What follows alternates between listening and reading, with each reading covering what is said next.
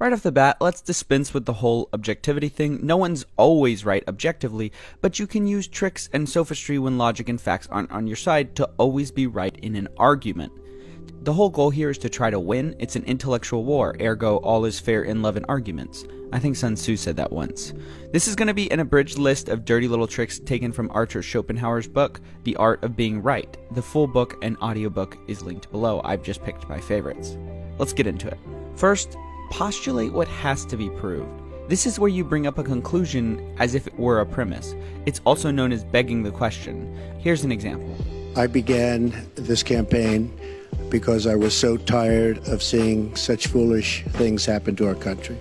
Notice how he says, the reason I began this campaign is because the country was doing so poorly. He never proves how the country is doing poorly or why it's doing poorly. He states it as a matter of fact up front.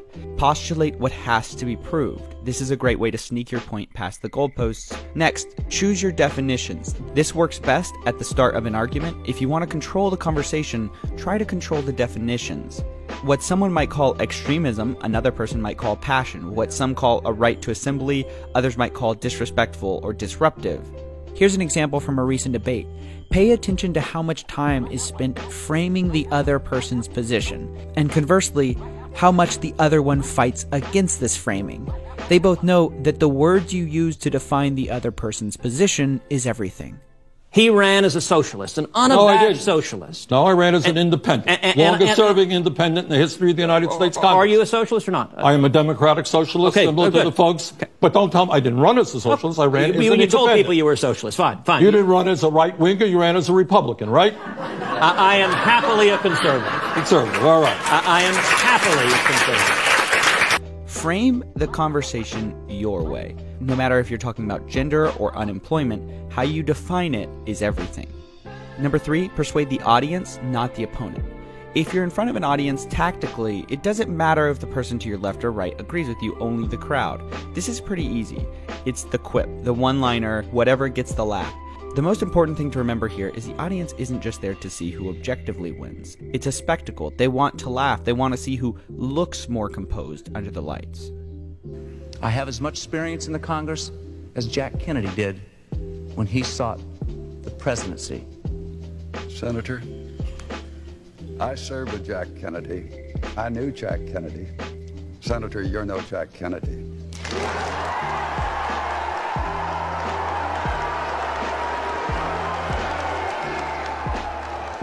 If you notice, the opponent seems to wither after this line, but he really didn't say much at all.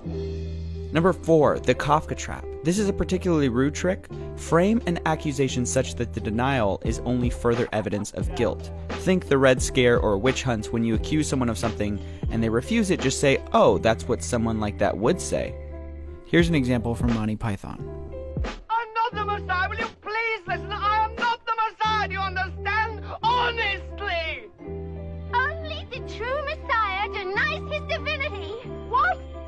Well, what sort of chance does that give me? If you deny it, you did it. That's a Kafka trap. 5. Arguments ad hominem.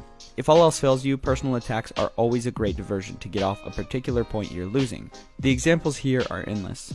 I think we can have a rational political conversation about balancing rights and risks and rewards of all of these different policies, but I don't think that what we need to do is demonize people on the other side as being unfeeling about what happened in San Diego. How dare you accuse me of standing on the graves of the children that died there? How dare you? I've seen you do it repeatedly, Piers. Like I say, how dare you? Hire people illegally and entered a $1 million judgment against them. I got along with everybody. You get along with nobody. You don't have one Republican. You don't have one Republican senator, and you work with them every day of your life, although you skipped a lot of time. These are minor details. But you don't have one Republican senator backing you, not one. You don't have the endorsement of one Republican senator, and you work with these people. Senator Cruz. You should be ashamed of yourself. Notice how in both cases, ad hominem was used to distract, to deflect the underpinning question. This technique is very effective. And finally, we come to number 6, the absurd proposition. This is where you offer an extreme scenario where you equate things that aren't equal at all. But if you disguise it well enough, and if your opponent can't find where your argument is falling apart, it can pressure them into agreeing with your point. Here's another example a la South Park. Are you guys dumb? We can't beat him, even with all of us. It's a waste of time. Clyde! If you had a chance right now to go back in time and stop Hitler, wouldn't you do it? I'm just gonna stop playing. When Hitler rose to power, there were a lot of people who just stopped playing. You know who those people were? The French. Are you French, Clyde? No. Voulez-vous coucher avec moi, Clyde? All right, I'll do it. If your opponent doesn't spot the trick, this is a particularly effective tactic. That's everything I'm going to give you, scoundrels, right now. The full list is in Arthur Schopenhauer's book. The secret is to disguise these within an argument so that people don't know that you're playing tricks. But if you can do this well, you'll find yourself being right more often than you thought possible. But even if you're trying to be fair and honest in an argument, knowing these is always helpful to keep the other guy honest. Knowing how people want to fight dirty is the best defense to fight clean. But either way, whether you're running for office or in a late night argument, please, fallacy responsibly.